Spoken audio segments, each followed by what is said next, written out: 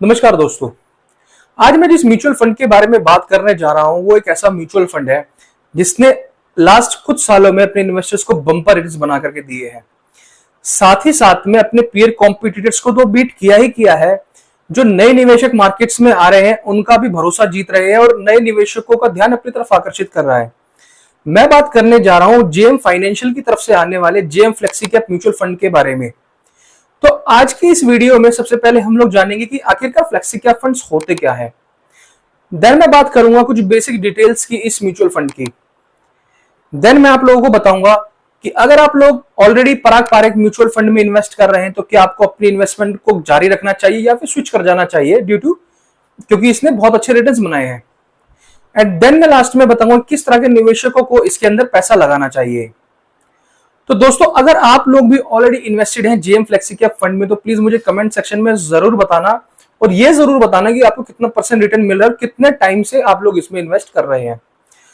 तो दोस्तों, अगर आप पहली बार मेरे इस चैनल पर आए हैं और इस वीडियो को देख रहे हैं तो प्लीज वीडियो को लाइक करना और चैनल को सब्सक्राइब करना मत भूलना, क्योंकि मैं इसी तरह की रिव्यूज, न्यू एनएफओस की रिव्यूज में अपने चैनल पर डालता हूं और आप लोगों का प्यार है कि हम लोग तेजी से आगे बढ़ रहे हैं। तो चलिए दोस्तों शुरू करते हैं। दोस्तों, सबसे पहले हम बात करते हैं फ्लेक्सी कैप फंड्स के बारे में कि आखिरकार फ्लेक्सी कैप फंड्स होते क्या है। देखिए, अगर मैं बहुत ही आसान शब्दों में अगर आपको बताऊं तो जैसे कि इसके नाम से पता है फ्लेक्सी मतलब फ्लेक्सिबल। देखिए, फ्लेक्सी कैप फंड्स वो फंड्स होते हैं जिसमें जो फंड मैनेजर होता है उसे बहुत ही ज्यादा आजादी होती है कि वो निवेशकों को एक अच्छा रिटर्न्स बनाने के लिए और मार्केट कंडीशंस के अकॉर्डिंग इसमें चेंजेस कर सकते हैं। किसी तरह की कोई कैपिंग नहीं होती है कि इतना % आपको लार्ज में ही डालना है और इतना % आपको स्मॉल में ही डालना है। ये पूरा फंड मैनेजर के ऊपर होता है कि वो कितना % अपना फंड का एलोकेशन किस सेक्टर में करता है। वो लार्ज में भी करता है, मिड में भी करता है, स्मॉल कैप में भी करता है। इसमें इन्वेस्टर्स को फायदा ये होता है कि उसका पैसा जो है बहुत अच्छी तरह से डाइवर्सिफाई हो जाता है हर सेक्टर में और बेहतर रिटर्न्स उनको मिलते हैं।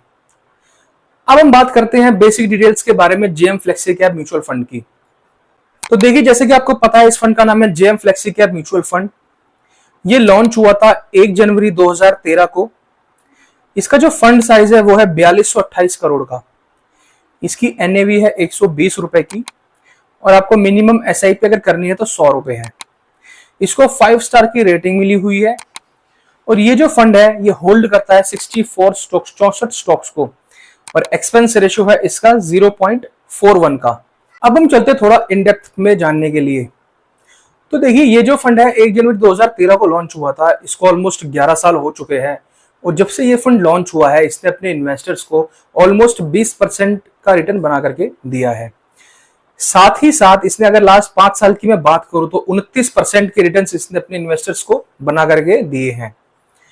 वहीं अगर लास्ट 11 साल में अगर मैं बात करूं तो इसका जो फंड साइज वो 4500 करोड़ के आसपास का है। वहीं इसके जो पीयर कॉम्पिटिटर है पारंपरिक म्यूचुअल फंड उसका 78,490 करोड़ का है, मतलब कई गुना ज्यादा है पारंपरिक का इससे। तो क्या आप लोगों को, अगर आपकी ऑलरेडी इन्वेस्टमेंट चल रही है पारंपरिक में, तो क्या आप लोगों को इसमें इन्वेस्टमेंट डिसकंटिन्यू करके और जेएम फ्लेक्सी कैप में कंटिन्यू करना चाहिए या फिर नहीं करना चाहिए?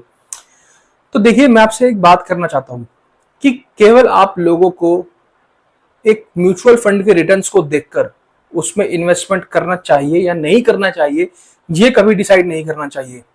आपको उसका फंड साइज भी देखना चाहिए, साथ ही साथ उसके कुछ और भी एक्सपेक्ट होते हैं, जैसे कि उसका एक्सपेंस रेशो की अगर हम बात कर ले या फिर उसका जो फंड मैनेजमेंट है वो किस तरह का है।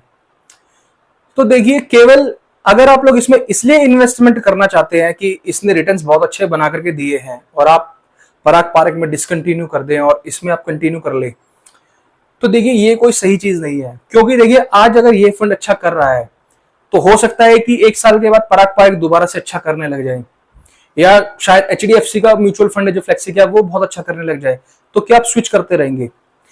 हाँ, इसके लिए एक स्ट्रेटेजी है जो हम लोग फॉलो करते हैं। इस तरह की अगर कभी सिचुएशन बनती है तो हम लोग एक चीज फॉलो करते हैं कि हम लोग अपना एक जो इन्वेस्टमेंट है, जैसे कि अगर मैं अपनी पर्सनली बात करूं तो मेरा जो मेन पोर्टफोलियो है, अगर मेरा 10,000 रुपए का इन्वेस्टमेंट पारंपरिक में जा रहा है तो शायद मैं उसे कम कर दूंगा पारंपरिक में और एक नई इन्वेस्टमेंट में स्टार्ट कर दूंगा जेएम फ्लेक्सी कैप में, बट अमाउंट वो सेम रहेगा 10,000 रुपए का।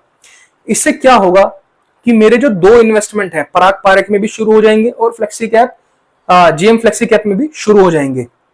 इससे ये फायदा पता है क्या होता है? इससे फायदा ये होता है कि मान लीजिए आज मार्केट में गिरावट आई तो देखिए गिरेंगे दोनों आपके म्यूचुअल फंड, बट एक थोड़ा कम गिरेगा, एक थोड़ा ज्यादा गिरेगा।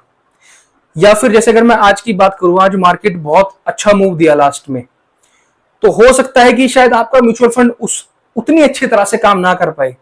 बट जब आप 2 म्यूचुअल फंड्स में इन्वेस्टमेंट कर देते हैं सेम तरह के, तो होता यह है कि अगर आपका एक म्यूचुअल फंड अच्छा काम ना करे तो शायद दूसरा अच्छा कर जाए, तो आपका पैसा डाइवर्सिफाई हो जाता है, क्योंकि दोनों जो म्यूचुअल फंड्स होते हैं वो अलग अलग स्टॉक्स को कैरी करते हैं।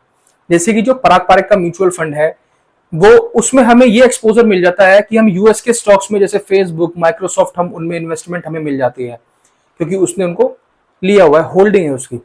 जेएम फ्लेक्सी कैप में हमारे जो डोमेस्टिक जो हमारे स्टॉक्स हैं उनमें हमें फ्लेक्सिबिलिटी मिल जाती है। तो इस तरह से कभी मत करना कि आप लोग अपना किसी एक में अगर इन्वेस्टमेंट कर रहे हैं और दूसरा म्यूचुअल फंड बहुत अच्छा काम कर रहा है तो आप लोग उसमें स्विच कर जाएं। अब हम लोग बात करते हैं कि किस तरह के निवेशकों को इसमें पैसा लगाना चाहिए। देखिए दोस्तों, जो फ्लेक्सी कैप म्यूचुअल फंड्स बने होते हैं वो बने होते हैं इस तरह के निवेशकों के लिए जिन्हें ज्यादा रिस्क पसंद नहीं है। देखिए म्यूचुअल फंड में तो आप किसी में भी इन्वेस्ट कर लो, रिस्क तो होता ही होता है, बट एक होता है हाई रिस्क, एक होता है मॉडरेट रिस्क। तो फ्लेक्सी कैप जो म्यूचुअल फंड्स होते हैं उसमें मॉडरेट रिस्क रहता है, मतलब आपको जो रिटर्न मिलेगा वो मिलेगा 17%, 18%, जो एक नॉमिनल रिटर्न होता है जिसे आप एक्सपेक्ट कर सकते हैं। अगर इससे ज्यादा अगर आपको मिल रहा है तो आप लोग ये समझ लीजिए कि आप लोगों को बोनस रिटर्न मिल रहा है, ठीक है। तो अगर आप लोग कम रिस्क लेने वाले लोग हैं, कम रिस्क लेने वाले इन्वेस्टर हैं, तो आपके लिए बहुत ही ज्यादा बेहतरीन फंड है जेएम फ्लेक्सी कैप का। चाहे आप जेएम फ्लेक्सी कैप में कीजिए, आप किसी भी फ्लेक्सी कैप में कीजिए, बहुत अच्छे रिटर्न्स आपको मिलने वाले हैं। बट मेरी एडवाइस जो मेरे क्लाइंट्स रहते हैं उनको यही रहती है कि वो लोग अपने पैसे को डाइवर्सिफाई करें।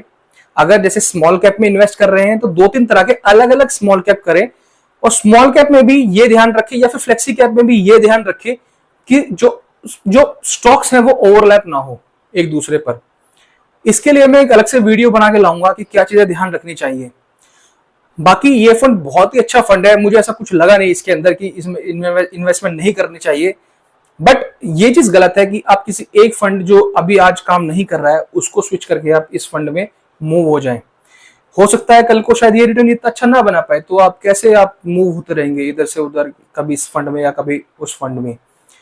तो देखिए दोस्तों, मैं बहुत क्लियर कट बात करता हूँ, बहुत सिंपल वे में बात करता हूँ, तो आप लोगों को समझ में आ चुका होगा कि मैं आपको क्या कहना चाह रहा हूँ। और मुझे जरूर बताना अगर आपका जेएम फ्लेक्सी कैप में इन्वेस्टमेंट है तो अगर आपको ये वीडियो पसंद आई है तो प्लीज वीडियो को लाइक करना, चैनल को सब्सक्राइब जरूर करना। Thank you so much, have a nice day.